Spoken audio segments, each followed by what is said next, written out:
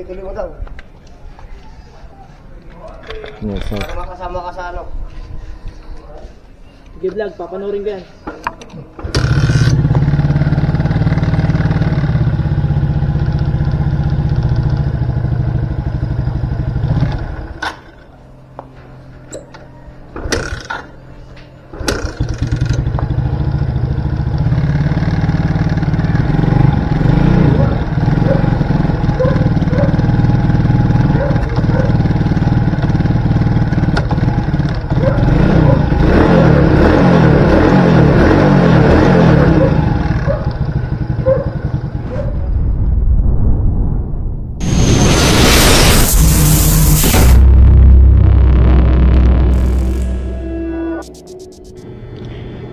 Ayan, so mga bossing, magandang araw po sa atin lahat. At ito na naman tayo mga bossing, welcome back na naman dito sa ating channel.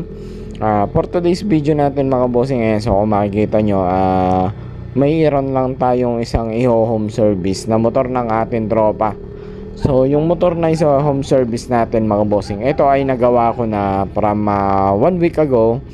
Dahil ang problema at issue ng motor niya ay umuusok. So ang ginawa natin ay pinalitan natin ng block at saka ng piston.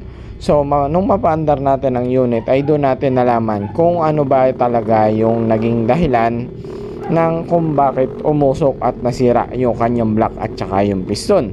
Okay, so mamaya papakita ko sa inyo. So ako ngayon ay nandito sa Barangay San Carlos ng Lipa City. Ayan. So ito yung way na papuntang Kano sa Academy. So dito natin pupuntahan yung tropa natin dito sa may bandang Adelina Home. So ang bahay ng tropa natin ay nandito lang din sa loob ng subdivision.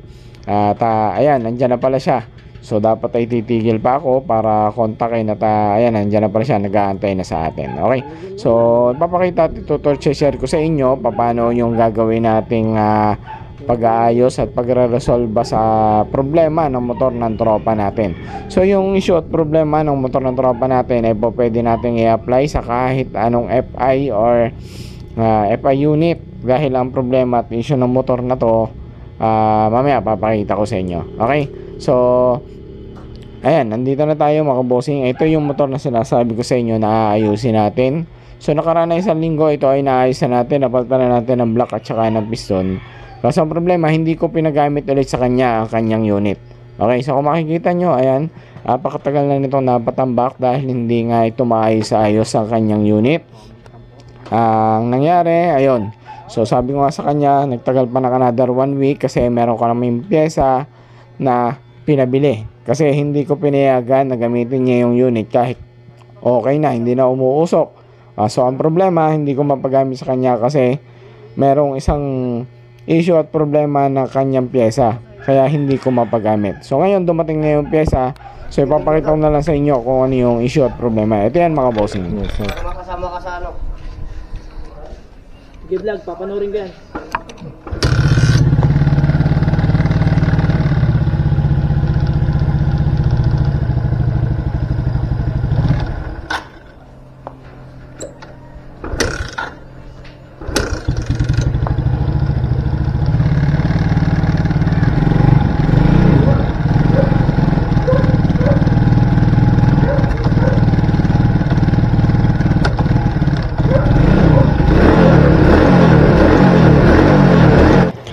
Okay, so ayan mga bossing, siguro nakita nyo naman yung ating video. So ang issue at problema niya, madali naman niya siyang paandarin. Kaso ang problema, ayun, kapag tumataas ng 2,000 to 2,500 to 3,000 RPM, ang issue at problema ay lumalabas. Nagpuputol-putol ang makina. Nagpuputol-putol ang andar ng makina niya.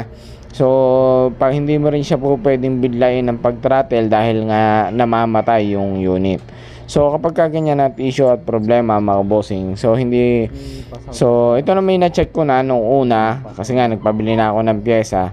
So pagka ganyan ang issue at problema mga bossing ng inyong unit, okay sa minor, madaling paanda rin, maganda ang takbo sa high RPM. Kasi ang problema pa nagpuputol-putol pagdating ng 2,500 RPM. So ito yan mga bossing, ito yung isa sa po pwede nating maging issue ng ating mga FI unit. So itong unit na to mga bossing ay napalinis na daw nung tropa natin ang kanyang FI. Kaso ang problema, yung mismo naglinis na nagsabi na hindi gumagana at hindi tumatalsik ng tama yung buga ng ating gasolina. So dito ay chinecheck ko lang, ay pinapakita ko sa inyo na kung paano ako mag-check kasi manual lang tayo mag-check kasi wala naman nga tayong dalang diagnostic tool or wala tayong dalang pan-check kung tama ang buga ng gasolina. So dito na lang pwede naman nating ma-check dito kung talagang may issue nga ang kanyang injector. Kasi ang possible na naging issue nito mga bossing ay lean ang supply ng gasolina. So kung sabi ko sa inyo, kaya kanina hindi ko pinagamit yung unit niya kahit bagong palit na ng block. Ayan, kung makikita nyo, bagong palit ng block. Ang problema kasi, pagka lean mga bossing ang supply ng gasolina, possible mag-overheat yan. Yan yung isa naging main issue ng unit na to. So anong nangyari? Matipid at kulang ang supply ng injector ng gasolina, kaya nagkaroon ng problema ang kanyang block. So nag-overheat hanggang sa ayun, ang nangyari ay umusok at nagkaroon na ng issue at guhit yung kanyang block. Ayan. So ginawa natin mga bossing ay nagpabili nga tayo ng injector. So in-order natin yan dito sa Lazada. So ilalagay ko na lang yung link niya dito sa ating description. Kung halimbawa maghahanap kayo ng pyesa ng injector, ayan. So mga bossing, okay to, all goods to. Swak na swak at wala kayong magiging problema.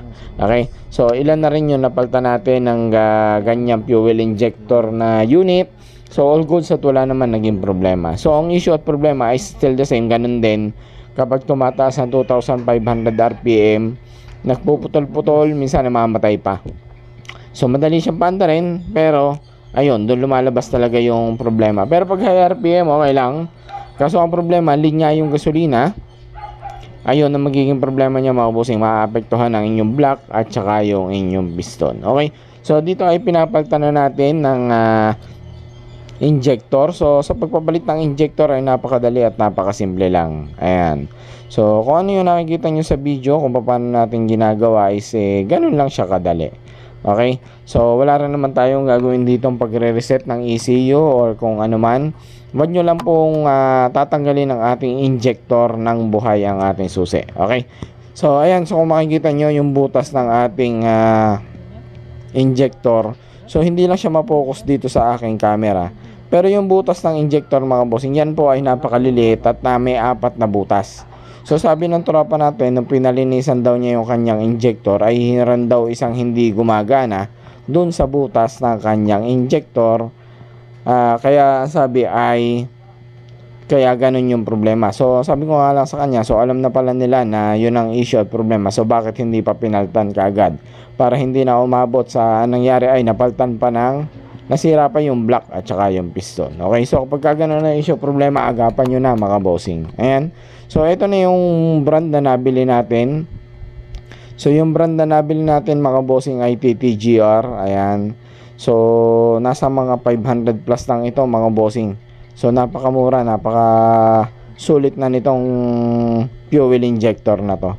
So sa halagang 500 siguro kasama si shipping fee, nasa mga 600. Okay? So ganyan lang siya ikakabit mga bossing. Napakasimple at napakadali lang. Kompleto naman siya ng o-ring at saka ng gasket. So wala kayong lalagyan dyan ng mga gasket maker. So kalas at kabit lang din po yung ating gagawin dito at wala tayong ibang gagawin. Yun lang. Kasi yung sabi nga yung block naman okay na. So ang kailangan na lang natin may tama dito is yung supply ng gasolina. Kailangan natin maibigay yung kung ano yung kinakailangan ng ating chamber para hindi na magkaroon ng lean ang kanyang gasolina. Okay? So dito kinakabit na natin. So mga bossing, testingin na natin kung magiging okay na yung andar ng ating unit.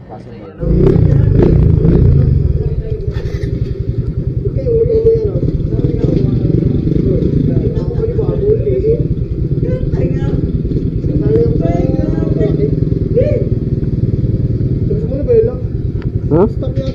Yan, lahat. Okay, so ayun, ayos na nga ang motor ng tropa natin. So tuwan-tuwa siya kasi balik na uli sa dati yung performance at hatak ng kanyang makina. So ngayon ay testingin nga muna namin na itakbo yung kanyang unit dahil dati-rati daw kapag ka ito ay may sakay at may angkas ay nagpuputol-putol at kumakadyot-kadyot kapag ka tumatakbo. So namamatay din ito bigla-bigla, kaya ito testingin na namin dahil lilipat din kami ng pwesto doon sa isa namin tropa at bibisitahin namin.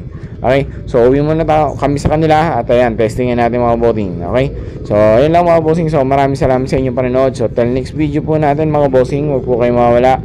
So huwag nyo po sana kalimutan mag-like at mag-subscribe dito sa ating channel kung hindi pa namin subscriber. At ayun, God bless mga bossing, ride safe po sa atin lahat mga boss.